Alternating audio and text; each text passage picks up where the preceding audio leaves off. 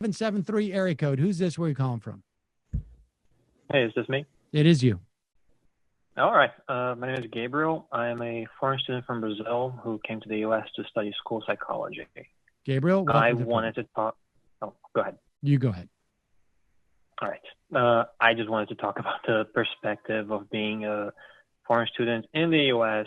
for the past 2 years and what happened in the past week or so. Yeah, we should say, just to update people, ICE had basically said that if you are not physically attending school as a student and you're an international student, you need to leave the country immediately. And apparently yesterday, the Trump administration backed off that because it's insane. But go ahead.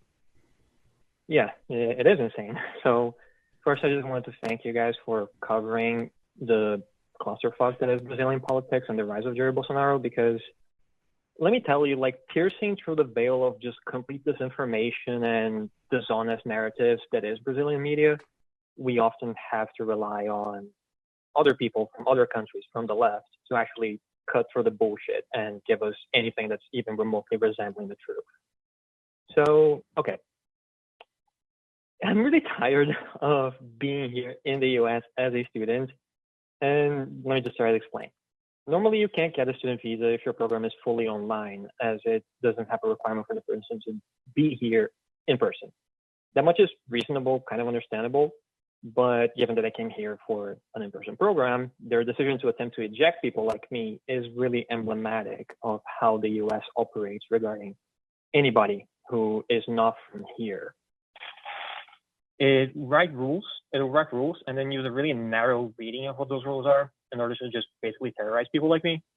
And an example that I keep coming back to is just the difference between the US and Canada. Their laws regarding immigration are pretty similar, but the way that they enforce them feels just completely different. Because, like, I lost my job when COVID came around. I was working at the library, and I wasn't eligible for any kind of government assistance.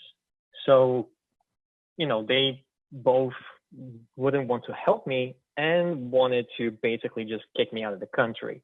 And in Canada, they both are not trying to kick people out of the country. And in fact, people who are not citizens are eligible for the Canada Emergency Response Benefit, given that they meet some kind of simple conditions, which basically would have matched exactly the conditions that I was under, which is I was working, I was earning money at the library, and then I lost my job. But in here, I don't know, it just feels like they think that I go to some alternate dimension, that me losing my job is somehow qualitatively different from a person in the US losing their job.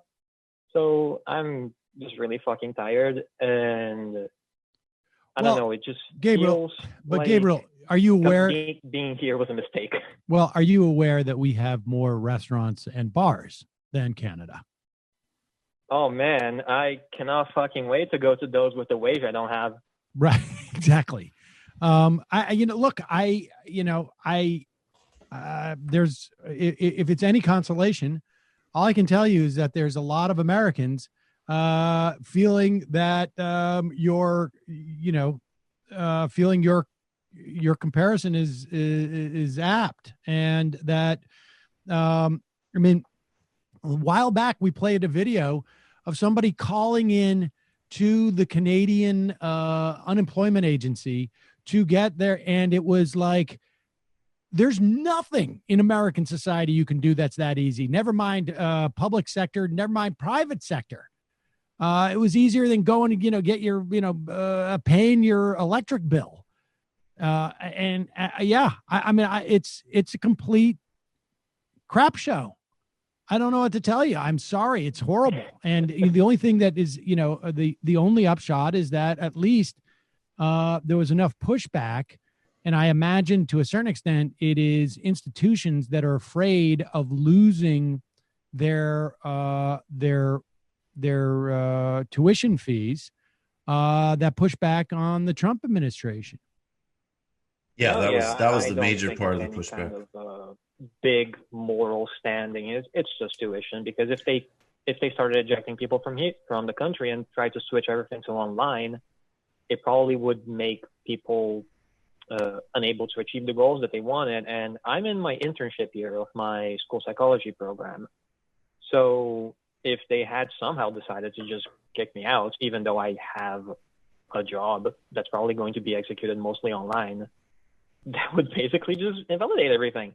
Yeah. And other people with situations that are not as, don't have the safeguard of having an internship, they would probably just drop it.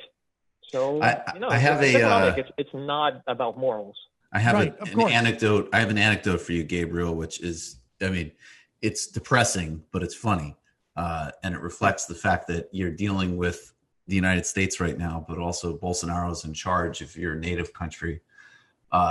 Professor of mine told a story about how he was teaching at a community college and he had left Iran. He realized he wasn't going to go back. He was actually part of the revolution, but then the revolution consolidated around the Khomeini wing, which obviously he was not a part of. And he was doing a lecture on U.S. foreign policy and imperialism. And one of the part-time students said, "If you don't like it so much here, why don't you go back to where you came from?" And he said, "I don't like it there either." Barry Crimmins had a good response to that. The late Barry Crimmins, he had a joke that was something to the effect of, like, people say, if you don't like this country so much, why don't you move somewhere else? And he goes, because I don't want to be subjected to our foreign policy. That's good. That's very Gabriel, appreciate the call. Hang in there. Good luck, brother. Thank you. Thank you very much. Have a good day. You too.